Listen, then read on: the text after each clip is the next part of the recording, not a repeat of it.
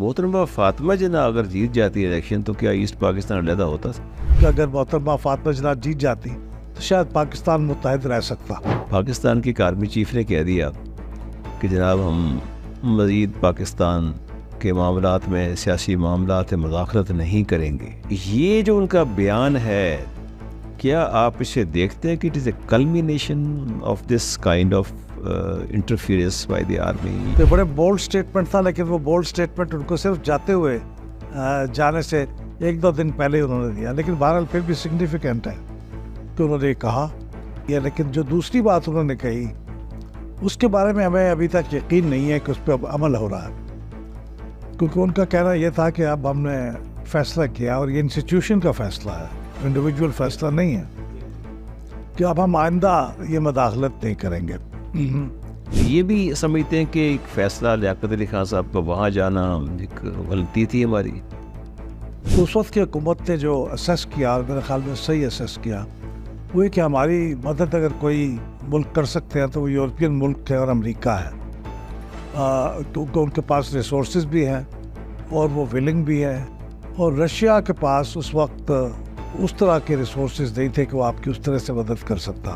کچھ لوگ کہتے ہیں کہ ایوب خان صاحب کا پیریڈ کوئی ایسا تھا جو کہ جس میں پاکستان نے کچھ جیسے انڈسٹریل ڈیولپمنٹ بہت ہوئی، ہمارے یہاں ڈیمز بنے ہیں، اور Pakistan was more stable country at that time. یہ درست ہے کہ ایوب خان کے زمانے میں بہت ترقی ہوئی، اور اس کی ایک وجہ تو یہ بھی تھی کہ ہمیں اس زمانے میں یونائٹڈ اسٹیٹس کا خاص طور پہ اور ویسٹرن کنٹریز کا بالعموم بہت سپورٹ حاصل تھی، اور بہت ہمیں فائنینشیل ہیلپ بہت ملتی تھی، ایڈ بہت ملتی تھی۔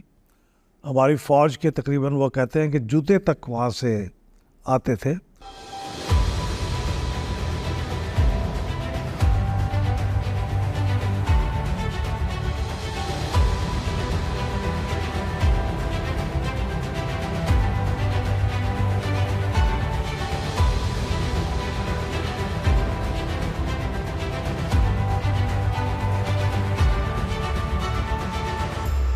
بسم اللہ الرحمن الرحیم۔ ناظرین، پروگرام ورلڈ ان فوکس میں آپ کا ہوسٹ عبدالباسط خان حاضر خدمت ہے۔ آج میرے ساتھ ایک اسپیشل گیسٹ ہیں، اور وہ اسپیشل گیسٹ جو ہیں وہ ایک ریپیوٹیڈ آرگنائزیشن ہے پاکستان کی، اس کا نام ہے پلڈیٹ، اس کے پریزیڈنٹ ہیں۔ میری مراد ہے جناب احمد بلال محبوب صاحب سے۔ ویلکم ٹو دی شو سر۔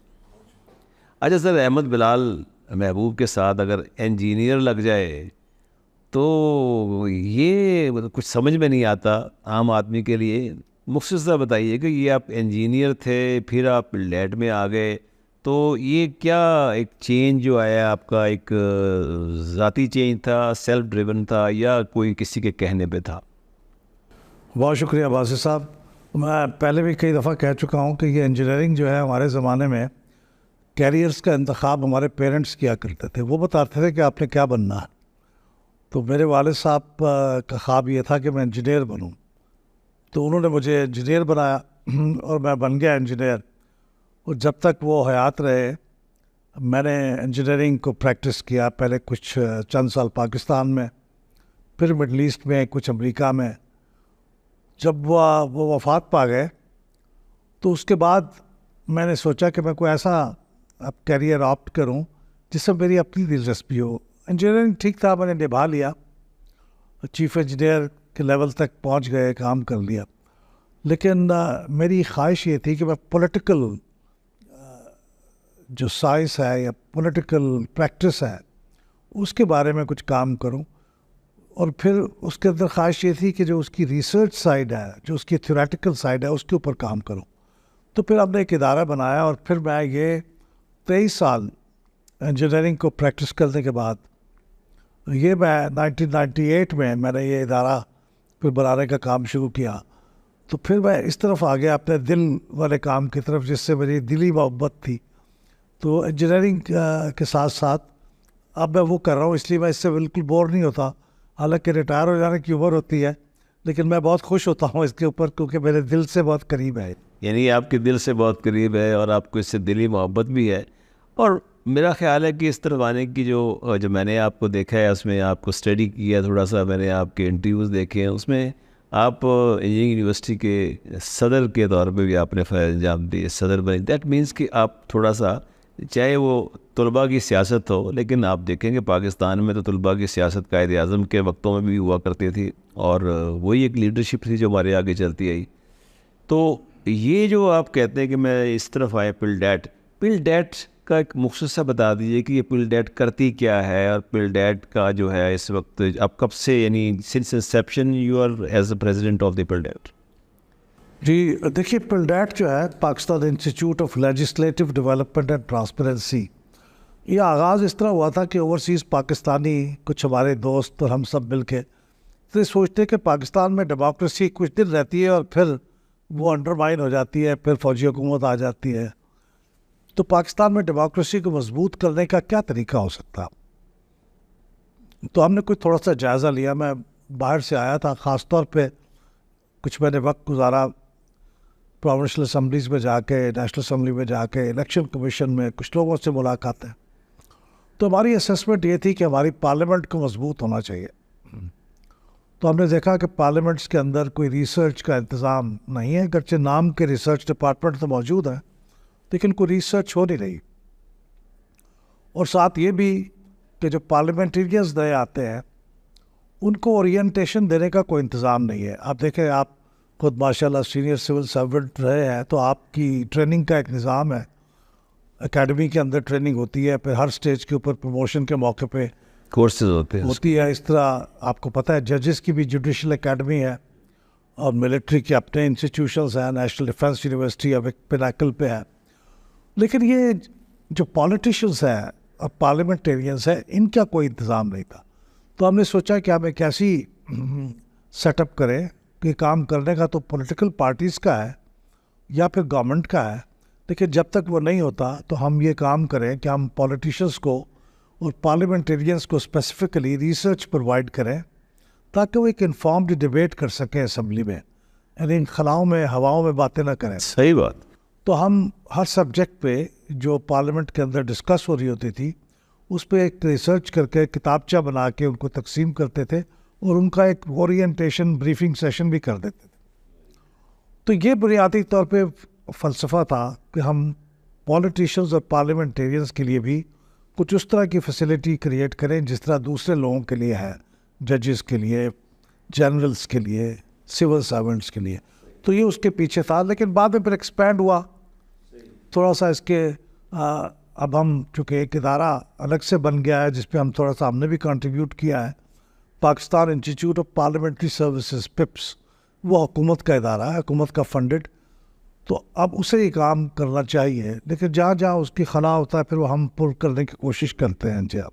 اچھا سر، یہ جو ادارہ چونکہ ہے کہ آپ پاکستان کی اگر ہم سیاست کا جائزہ لیں، پاکستان کی کلچر کو دیکھیں، پاکستان کی معیشت کو دیکھیں، مطلب اوورال اگر آپ دیکھیں تو سنس پارٹیشن آج 76 سال زیادہ کا عرصہ گزر چکا ہے.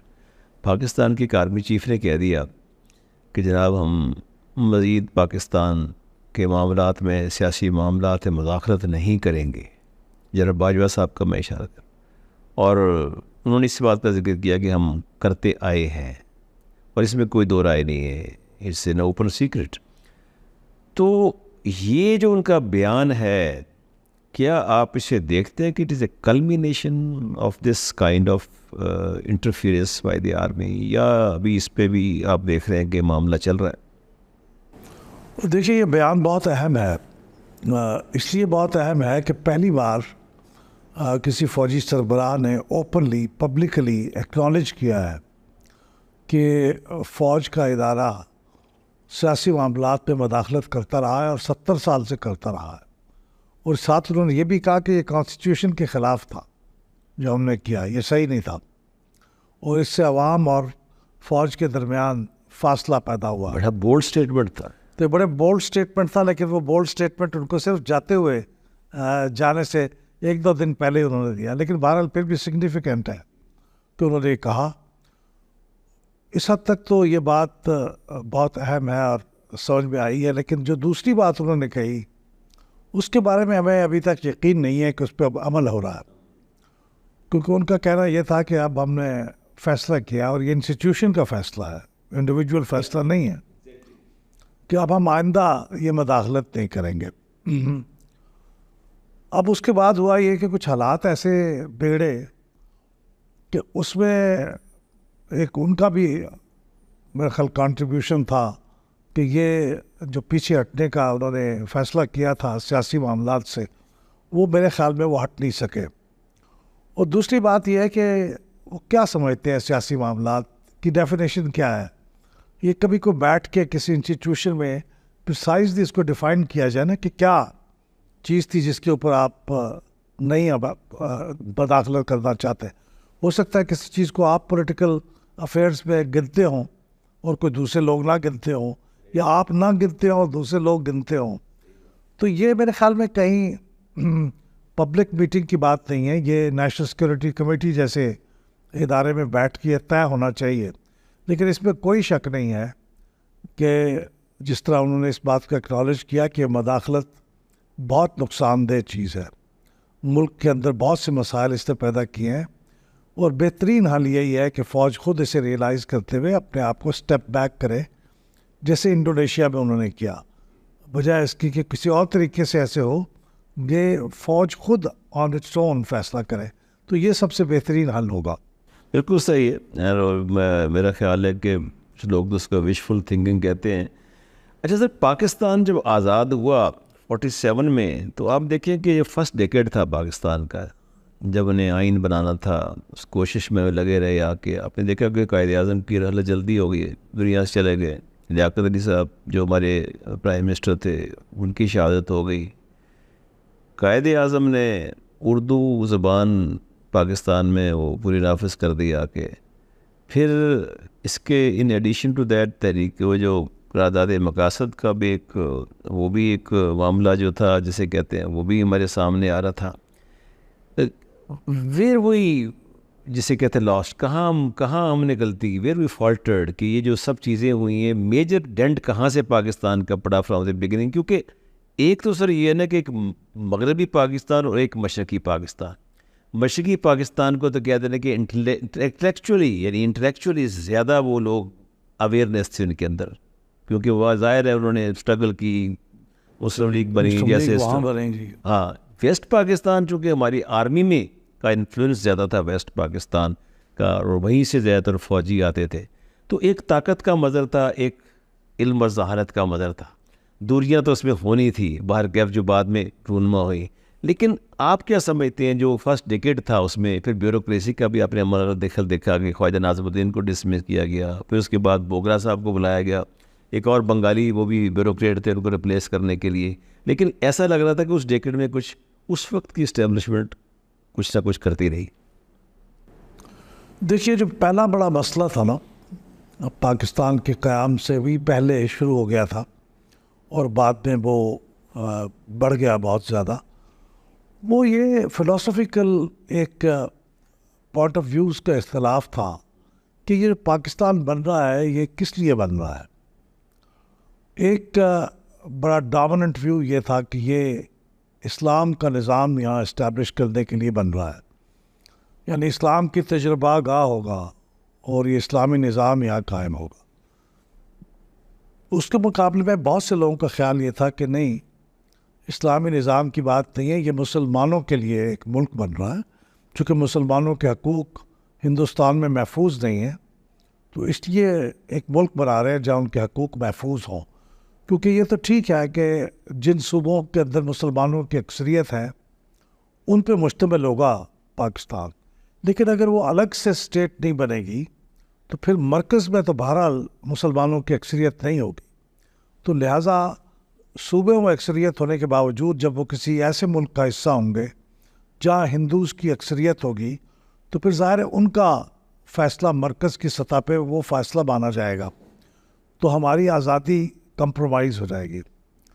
تو مسلمانوں کے تحفظ کا ایک نظریہ تھا، تو یہ نظریے دونوں پیرلل چلتے رہے، اور میں سمجھتا ہوں کہ آج تک ریزالو نہیں ہوئے، کیونکہ اگر اسلام کا نظام قائم کرنا ہے تو پھر اس کی کچھ اور شرائط ہیں پھر علماء کرام کا رول بہت اہم ہو جاتا ہے. پھر وہ کہتے ہیں کہ یہاں پہ آپ دیکھیے قائد اعظم نے تو پہلا جو اسمبلی کا پریزیڈنٹ الیکٹ کیا تھا ان کی زندگی میں، ان کے اپنے الیکشن سے پہلے 2 دن کے لیے جوگندر ناتھ منڈل کو کیا تھا. وہ ہندو تھے اور ایسٹ پاکستان سے تعلق تھا. یہ وزیر خزانہ بھی تھے سر؟ نہیں، وہ وزیر قانون ایک اور بنے تھے، لیکن یہ اسپیکر بنے تھے، اسپیکر بنے، پریزیڈنٹ آف دی اسمبلی. لیکن میسج ان کا دینے کا یہ تھا کہ یہ صرف مسلمانوں کا ملک نہیں ہے، یہ ایک عام نارمل کنٹری ہے. لیکن یہ ملک کے اندر یہ اس کے جب قائد اعظم نے تقریر فرمائی 11 اگست 1947 کو، جو ان کی مشہور تقریر ہے جس میں انہوں نے کہا کہ مذہب ذاتی معاملہ ہے، اسٹیٹ کا اس سے کوئی تعلق نہیں. Free to go to your temple, آپ free to اپنی go to your مسجدوں میں mosque. جائیں، اپنے مندروں میں جائیں اور جہاں مرضی جائیں، صحیح ہے. اسٹیٹ کے لیے کا اس سے کوئی تعلق نہیں ہے. تو اس سے ایک ڈفرینٹ میسج گیا. لیکن اسی سال لیٹر ان دا ایئر جب قرارداد مقاصد پاس ہوئی تو اس کا میسج بالکل اور تھا، اور اس کے پاس ہونے کے اوپر بھی یہ واضح ہو گیا تھا کہ وہ جو ہندو ممبرس تھے ہماری کانسٹیچوئنٹ اسمبلی کے، پہلی کانسٹیچوئنٹ اسمبلی تھی، ان سب نے اس کے خلاف ووٹ دیا. کانگریس کا وجود تھا اس وقت یہاں؟ جی، کانگریس بھی موجود تھا، آزاد پاکستان پارٹی بھی تھی، تو انہوں نے اس کے خلاف ووٹ دیا اور صرف مسلمانوں نے اس کے حق میں ووٹ دیا. تو اس کا مطلب یہ ہے کہ اسپلٹ ایک پیدا ہو گئی، وہیں سے راستے جدا ہو گئے. راستے جدا ہو گئے. آج بھی یہ ڈیبیٹ وہی ڈیبیٹ چل رہی ہے. تو یہ میرے خیال میں سب سے بڑا مسئلہ تو میں سمجھتا ہوں ہمارا یہ رہا. اور پھر آپ نے ذکر کیا تو میں کوئکلی ذکر کر دیتا ہوں کہ دوسرا بڑا مسئلہ، چونکہ ہم یہ 2 ونگز تھے، ایسٹ بنگال اور باقی پاکستان، یہ اس وقت چونکہ ویسٹ پاکستان اکٹھا نہیں تھا تو یہ ویسٹ پنجاب تھا، اور ایک نارتھ ویسٹ فرنٹیئر پروونس تھا، سندھ تھا، بلوچستان تھا، یہ تھے. اور 5واں صوبہ جو تھا وہ ایسٹ بنگال تھا. تو یہ 5 صوبے تھے. تو ایسٹ بنگال اور باقی ان 4 مغربی صوبوں میں بہت بڑا فاصلہ تھا، انڈیا درمیان میں تھا، 2200 کلومیٹر کا کہتے ہیں فاصلہ. یہ ممکن ہی نہیں تھا کہ پروونشل اٹانومی ایک بڑی ہائی لیول کی دیے بغیر اس ملک کا نظام چل سکتا. لیکن پروونشل اٹانومی ہم نہیں گرانٹ کر سکے اس لیول کی جیسی ہمیں ضرورت تھی. تو یہ پروونشل اٹانومی نہ دے سکنا اور اس کو مینج نہ کر سکنا، یہ ہمارا دوسرا بڑا مسئلہ رہا، جو کہ کسی حد تک اب بھی ہے، لیکن 18ویں ترمیم نے اس کو کافی حد تک حل کر دیا. اس کی وجہ سے اس پاکستان الگ ہوا. تو یہ 2 بڑے مسئلے تھے، نظریاتی ایک پولرائزیشن اور اس کا کوئی سیٹسفیکٹری سلوشن نہ ہونا، اور دوسرا پروونشل اٹانومی. اچھا سر، اس میں ایک اور بھی چیز جو اکثر ڈسکس ہوتی ہے، تاریخ کا حصہ ہے، کچھ لوگ اس کو اس طرح بھی انٹرپریٹ کرتے ہیں کہ جب امریکہ گئے ہیں لیاقت علی خان صاحب، اس وقت ان کو جانا چاہیے تھا رشیا میں، لیکن وہ ادھر چلے گئے. لیکن کچھ لوگ یہ بھی کہتے ہیں کہ وہاں سے تو کوئی فارمل انویٹیشن رشیا سے نہیں آئی تھی، جبکہ امریکہ نے کر دی تھی، تو لہٰذا that's why he went over there. اس ڈسیزن کے بعد آپ دیکھیں کہ پاکستان جو اپنے ہمسایہ جو نزدیکی ممالک تھے، بڑی طاقتیں تھیں، ان سے کچھ ذرا دوری اختیار ہوگی ان کی، جو کہ اوور آل ایک انٹرنیشنل پرسپیکٹو میں دیکھا جائے تو پاکستان کے لیے ایک فارن پالیسی کے لیے ایک دھچکا لگا بعد میں، اور ہم پھر اس طرح ایک ہی اس کے انڈر آگے، نیٹو کے آگے، پھر سیٹو سینٹو کے معاملات ہوئے آپ نے دیکھا، اور آہستہ آہستہ پھر وہ ہم اس کے محتاج ہوتے گئے امریکہ کے. لیکن ادھر سے ہمارا تو یہ بھی سمجھتے ہیں کہ ایک فیصلہ لیاقت علی خان صاحب کا وہاں جانا ایک غلطی تھی ہماری. میرے خیال میں تو اس وقت کے حساب سے وہ فیصلہ صحیح تھا، کیونکہ پاکستان جس پریکیریس یا نازک صورتحال میں تھا، بہت ولنریبل تھا انڈیا کے مقابلے میں، ہمیں خطرہ بھی تھا. تو اس صورتحال میں ہماری اگر کوئی مدد کر سکتا تھا تو وہ ایک سب سے بڑی کنسیڈریشن تھی اس وقت کہ کون ہماری مدد کر سکتا ہے. تو اس وقت کی حکومت نے جو اسیس کیا، میرے خیال میں صحیح اسیس کیا، وہ یہ کہ ہماری مدد اگر کوئی ملک کر سکتے ہیں تو وہ یورپین ملک ہے اور امریکہ ہے، کیونکہ ان کے پاس ریسورسز بھی ہیں اور وہ ولنگ بھی ہے. اور رشیا کے پاس اس وقت اس طرح کے ریسورسز نہیں تھے کہ وہ آپ کی اس طرح سے مدد کر سکتا. اور پھر آپ نے درست کہا، تاریخ کی کتابوں میں اگرچہ کنفلکٹنگ باتیں لکھی ہوئی ہیں، لیکن فیکٹ یہ ہے کہ رشیا کی طرف سے کوئی باضابطہ انویٹیشن نہیں تھا، امریکہ کی طرف سے تھا. تو وہ میرے خیال میں فیصلہ اس وقت کا درست تھا، اگرچہ انڈیا نے کافی حد تک غیر جانبدار ملک ہونے کے لیے اس تحریک کا حصہ بھی رہے، نان الائن موومنٹ کا، اس نے اس کا فائدہ بھی اٹھایا، لیکن اس کے حالات کچھ مختلف تھے ہم سے. ہم ولنریبل تھے، وہ اتنے ولنریبل نہیں تھے، وہ ہم سے بہت بڑے تھے. ان کو ہم سے اتنا خطرہ نہیں ہو سکتا تھا جتنا ہمیں تھا. تو اس لیے ہمیں میرے خیال میں کسی ایسے بلاک کی مدد چاہیے تھی جو ہماری سپورٹ کر سکتا. اچھا، اس میں سے ایک اور جو ایلیمنٹ ہمیں دیکھنے کو مل رہا ہے، اگر کانسٹیٹیوشنل ہسٹری کو ہم دیکھتے ہیں پاکستان کی، تو کوئی دہائی پاکستان کی ایسی نہیں تھی جہاں کوئی نہ کوئی پاکستان کسی نہ کسی بڑے مسئلے سے درپیش رہا ہے. جیسے میں نے عرض کیا کہ 50 کی دہائی دیکھ لیں، پھر 60 میں دیکھ لیں، آپ آگے 70 میں دیکھ لیں، 80 میں دیکھ لیں، 90s میں دیکھ لیں، جتنی دہائیاں آگے آتی گئی ہیں. لیکن اس کے باوجود کچھ لوگ کہتے ہیں کہ ایوب خان صاحب کا پیریڈ کوئی ایسا تھا جو کہ جس میں پاکستان نے کچھ، جیسے انڈسٹریل ڈیولپمنٹ بہت ہوئی، ہمارے یہاں ڈیمز بنے ہیں، اور Pakistan was more stable country at that time comparing to that. جب 69 کے بعد ریزائن کیا یا خان صاحب آگے. لیکن آپ اس سے اتفاق کرتے ہیں کہ کیا یہ جو ایوب خان کا دور تھا یہ ایک اچھا دور تھا، اور اس میں غالباً فیملی پلاننگ کے اوپر بھی بات ہوئی بہت، اور جس طرح دیگر معاملات میں ڈیولپمنٹ ہوئی.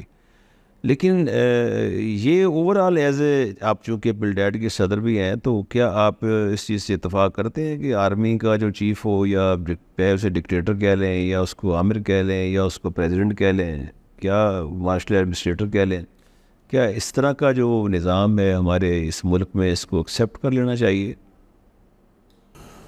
یہ درست ہے کہ ایوب خان کے زمانے میں بہت ترقی ہوئی، اور اس کی ایک وجہ تو یہ بھی تھی کہ ہمیں اس زمانے میں یونائٹڈ اسٹیٹس کا خاص طور پہ اور ویسٹرن کنٹریز کا بالعموم بہت سپورٹ حاصل تھی، اور بہت ہمیں فائنینشیل ہیلپ بہت ملتی تھی، ایڈ بہت ملتی تھی. ہماری فوج کے تقریباً وہ کہتے ہیں کہ جوتے تک وہاں سے آتے تھے، تو اور وہ ہماری بہت مدد بھی کر رہے تھے. مثلا ایگریکلچر کی ڈیولپمنٹ میں، نئے سیڈز کی ڈیولپمنٹ، نئی ورائٹیز کی ڈیولپمنٹ، اس میں انہوں نے مدد کی، انڈسٹریلائزیشن میں مدد کی. اور ریلیٹیولی چونکہ ان کا زمانہ سخت گیری کے زمانہ تھا، تو انہوں نے بہت امن و امان کی صورتحال پہ بہت پابندی رکھی ہوئی تھی. تو اس لحاظ سے ملک کے اندر بڑا پیس تھا اس لحاظ سے. لیکن پاکستان جیسے ملک میں جو جس کے اندر ڈائیورسٹی بہت ہے، ایسٹ پاکستان بالکل الگ چیز تھی، ویسٹ پاکستان میں بھی 4-5 مختلف ایتھنک گروپس پائے جاتے ہیں، تو ان کی اپنی اپنی ایسپریشنز ہوتی ہیں. وہ صرف ایک ڈیموکریٹک سسٹم کے اندر ہی کو ایگزسٹ کر سکتے ہیں. آپ ان کو جبر کے تحت اگر دبائیں گے تو وہ پھر کسی وقت بیک فائر کرے گا. یہ تو سر ایک پوائنٹ آف ویو ہمارا ہو گیا نا کہ ترقی ہوئی، کامیابی ہوئی، بہتر گورننس تھی، لیکن اس کے ساتھ ساتھ آپ نے دیکھا ملک کے بڑے بڑے دانشور پولیٹیکلی ہم بہت پیچھے چلے گئے، اور مشرقی پاکستان میں سینس آف ایلینیشن پیدا ہوئی، اس سے دوری پیدا ہوئی. وہ پاکستان سے ان کو لگا کہ پاکستان ہماری مدد نہیں کر سکتا، ہمیں بلکہ پسماندہ رکھ رہا ہے، اور ہمارے ایکسپینس پہ ویسٹ پاکستان میں ترقی ہوئی ہے. یہ ایک فیلنگ بڑی گرو یہ فیلنگ وہاں ہو گئی، کیونکہ ایوب خان صاحب کا تعلق ویسٹ پاکستان سے تھا. ساری طاقت کا منبع وہ تھے. ایسٹ پاکستان کے پاس، حالانکہ وہ جو گورنر ایسٹ پاکستان تھا وہ بھی اپوائنٹ ایوب خان کرتے تھے، تو پروونشل اٹانومی کا کوئی تصور نہیں تھا. It was a totally controlled system under Ayub Khan, اور چونکہ ایوب خان ویسٹ پاکستان کے تھے تو ویسٹ پاکستان کے خلاف ایک نفرت یا ایک معاندانہ جذبات پر. اگر سر محترمہ جو ہماری قائد ملت کہہ سکتے ہیں محترمہ فاطمہ جناح اگر جیت جاتی ہے الیکشن، تو کیا ایسٹ پاکستان علیحدہ ہوتا؟ تاریخ کے بارے میں یہ کہنا بڑا مشکل ہوتا ہے کہ کیا دھارا بہتا رہتا یا مختلف ہو جاتا، لیکن میرا خیال یہ ہے کہ شاید تاریخ مختلف ہوتی. اس لیے مختلف ہوتی کہ محترمہ فاطمہ جناح کو ایسٹ پاکستان میں بہت سپورٹ حاصل تھی، اور ڈھاکہ میں انہوں نے انتخاب جیتا بھی تھا، اور ان کے جو چیف پولنگ ایجنٹ تھے وہ شیخ مجیب الرحمان تھے، جو بعد میں عوامی لیگ کے لیڈر بنے. تو اس لیے فاطمہ جناح صاحبہ کو چونکہ پاکستان کے دونوں حصوں میں مقبولیت حاصل تھی، اور وہ جمہوریت کے اس تصور کی قائل تھیں جو قائد اعظم کا تھا، جس میں جبر نہیں ہونا تھا، تو اگر وہ الیکٹ ہو جاتی ہیں اور اس کے بعد انہوں نے یہ کہا تھا کہ میں تو خود انٹرسٹڈ نہیں ہوگی پاور میں، تو وہ ایک سسٹم اسٹیبلش کر کے وہ ریٹائر ہو جاتی تو شاید تاریخ ہماری کو تو مختلف ہو ہماری سکتی تاریخ تھی. شاید مختلف ہوتی ہے، شاید اس پاکستان الگ نہ ہو سکتا. یعنی 1971 میں بھی جب وہ علیحدہ ہوا تو اگر ہم اس وقت بھی پولیٹیکلی معاملے کو ڈیل کر لیتے تو شاید علیحدگی کے زخم کھانے سے بچ جاتے. لیکن چونکہ وہ سیاستدان نہیں تھے، جو لوگ اس وقت ہیلپ افیئرس پہ تھے وہ فوجی تھے، فوجی نقطہ نظر رکھتے تھے، تو ان کو یہ سیاسی معاملات کو ہینڈل کرنے میں ذرا دقت ہوتی ہے. تو اس لیے میں سمجھتا ہوں کہ کسی حد تک میں زیادہ پر امید ہوتا کہ اگر محترمہ فاطمہ جناح جیت جاتی تو شاید پاکستان متحد رہ سکتا. بہت شکریہ sir, very nice talking to you sir, thank you very much for coming. Thank you. ناظرین، یہ تھے جناب انجینئر احمد بلال محبوب صاحب، اور ہم نے جو آج کانسٹیٹیوشن ہسٹری کی جو تھوڑی سی گفتگو کی ہے وہ پارٹیشن سے لے کے ہم نے تقریباً ہم آگے ہیں ایوب خان صاحب کے آخری دور میں. اس سے آگے جو دور ہوگا انشاءاللہ نیکسٹ ٹائم اس سے آگے گفتگو کریں گے. اس کے ساتھ ہی اپنے ہوسٹ عبدالباسط خان کو اجازت دیجیے. اللہ حافظ.